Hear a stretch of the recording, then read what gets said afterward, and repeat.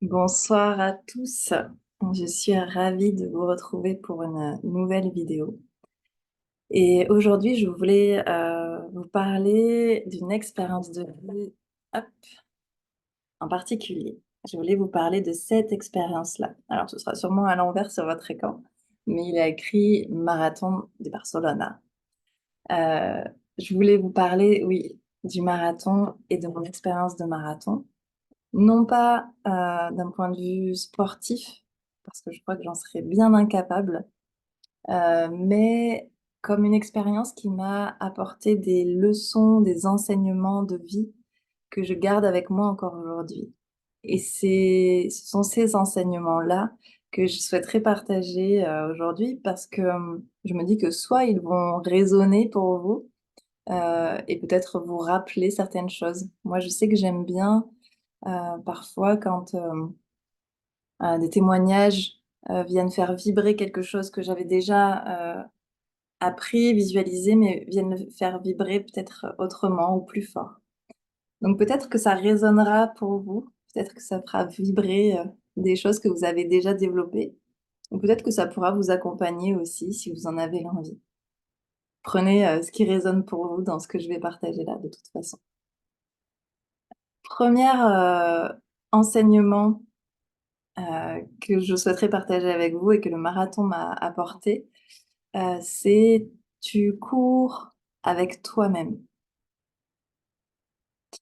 Ça paraît rien du tout, dit comme ça, et c'est souvent les phrases, qui paraissent rien du tout, que parfois il faut prendre le temps de méditer. Tu cours avec toi-même. Pour, juste, faire une petite aparté, je vous donne le contexte.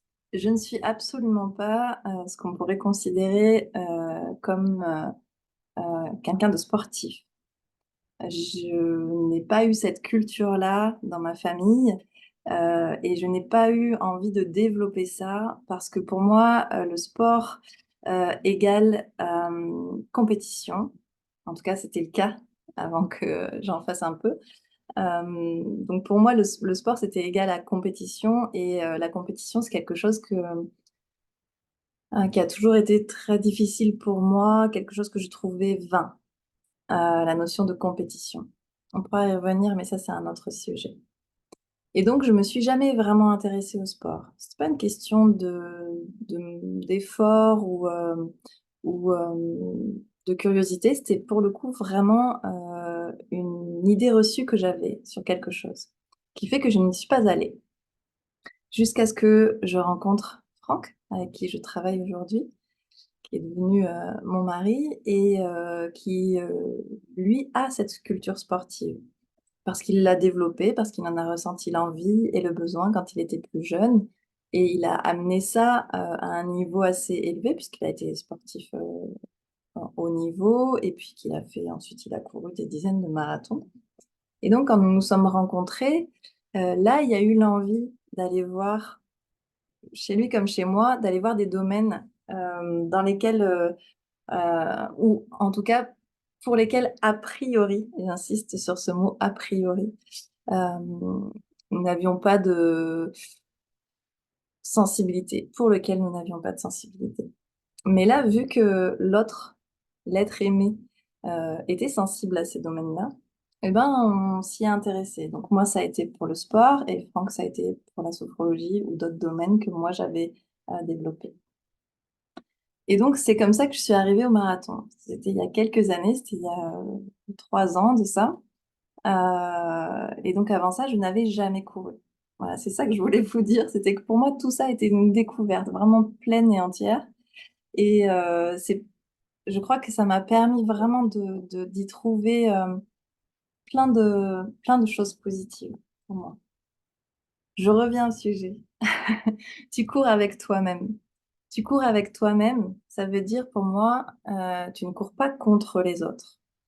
Parce que dans un marathon, tu ne peux pas aller dans un marathon en te disant que tu cours contre les autres et que tu cours uniquement contre les autres. En tout cas, à mon échelle, ce n'était absolument pas possible. C'était au contraire très déstabilisant si je gardais cette pensée-là. Donc courir contre les autres, non, pas possible. Ensuite est venue l'étape, dans la préparation, du coup, de ce marathon, puis qui prend plusieurs semaines, hein. Avant le marathon, il y a plusieurs semaines pendant lesquelles on se prépare, où il faut courir de plus en plus chaque semaine, tenir des distances de plus en plus longues pour habituer notre organisme à vivre ce marathon et aller jusqu'au bout des 42 kilomètres. Et pendant cette préparation, je suis passée par une deuxième phase. Après le tu cours, contre les autres, mais qui a pas duré longtemps. Je suis passée au tu cours contre toi-même. Parce que, j'avais l'impression, de devoir me battre contre moi. J'avais l'impression que, il fallait que j'aille, au-delà de mon corps, au-delà de ma tête, qu'il fallait que je vraiment que je sois en lutte contre moi et que je gagne cette lutte pour aller plus loin. Et ça a duré quelques jours, peut-être, pas bien plus, parce que, je perdais une énergie énorme et particulièrement mentalement à, me battre contre moi-même, en fait. Et du coup, j'étais absolument pas dans l'amour de moi, dans l'amour de cet effort que mon corps me permettait. J'étais dans il faut aller plus loin et dans une énergie, qui, en tout cas pour moi, était, extrêmement fatigante. Donc aller me remettre de la fatigue sur la fatigue. Et donc, c'est ça que j'ai aimé dans ce processus aussi de cette préparation marathon, c'est que du coup, ben, il y a des phases où on se rend compte que, ben, non, cette manière-là de penser, elle ne me convient plus parce qu'elle ne me permet pas d'aller là où je veux aller. Et du coup, ça, je l'ai transformé. L'étape d'après, ça a été, waouh, mais je vais courir avec moi-même, en fait. Je ne vais pas courir contre les autres. Je ne vais pas courir contre moi-même, mais je vais courir avec moi-même. Et là, j'ai commencé à aimer, heu, chaque part de moi qui, se manifestait pendant la préparation. Il faut savoir que pendant la préparation, on va à peu près jusqu'à, le la dernière longue distance que l'on fait, ça va être aux alentours de 27-28 kilomètres. On va jamais jusqu'à 42 kilomètres, on fait jamais un marathon plein parce qu'on épuiserait nos ressources avant le marathon. Mais en gros jusqu'à 27-28, il me semble. Je prends mes précautions, auprès des pros du marathon quand je dis ça, mais voilà, c'est comme ça que moi je l'ai vécu. Et donc la dernière longue distance, c'était le 28 kilomètres. Et en fait, toutes les parts qui se manifestaient, heu, en moi pendant ces 28 kilomètres que j'ai fait autour d'un lac qui faisait 5 kilomètres. Donc je vous laisse compter les tours de lac que j'ai fait. Et à chaque tour, mais même parfois à chaque kilomètre, il y avait quelque chose de nouveau qui se manifestait. Ça pouvait être parfois de l'abattement, c'était parfois de la joie pure, c'était parfois, du rire, heu, parfois j'ai eu des moments de tristesse, heu, voilà, toutes ces émotions qui revenaient, mais aussi les images parfois, des images passées, des projets, et des sensations physiques. Un point de côté, énervant, heu, les courbatures, les crampes, tout ça, du coup, je l'ai accueilli comme une part de moi, en fait. Et c'est là que j'ai appris vraiment à courir avec moi-même. Et ça, c'est, pour moi quelque chose, d'extrêmement précieux. Alors je l'ai pas appris au marathon, je crois que j'avais développé beaucoup ça avec la sophrologie auparavant. Ce côté d'accueil de tout ce que l'on est, quelles que soient les parts de nous-mêmes. J'ai pas développé ça, enfin découvert ça avec le marathon. Par contre, ça m'a remis une couche, c'est-à-dire que j'ai découvert d'autres parties de moi que je n'aurais pas découvert forcément avec ma pratique, de sophrologie ou d'autres expériences de vie. Et donc, il fallait que je les accepte aussi ces parts-là. Il y a des parts qui sont plus faciles à accepter que d'autres. Mais par contre, une fois que et je fais ce geste-là parce qu'une fois qu'on se porte comme ça, c'est vraiment ça pour moi. C'est-à-dire, je prends tout ce que je suis, tout ce bagage-là, avec même avec des choses pas forcément agréables, tout ça, je le prends, voilà. Et du coup, c'est tout ça que je porte, en fait, et que je prends avec moi pendant que je cours. et une fois qu'il y a cette conscience-là, donc je cours avec moi-même, mais en fait, étrangement, c'est tout est beaucoup plus léger. Alors pas toujours, bien sûr. Il y a des moments où on lutte encore et moi, je sais que même dans mon quotidien, il y a des moments où je lutte encore contre des parts de moi. Mais ça revient me chercher. Ça revient me chercher ce message de: «Cours avec toi-même».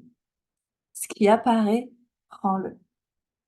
Prends-le et continue d'avancer avec ce qui apparaît. Ne viens pas lutter contre ce qui apparaît.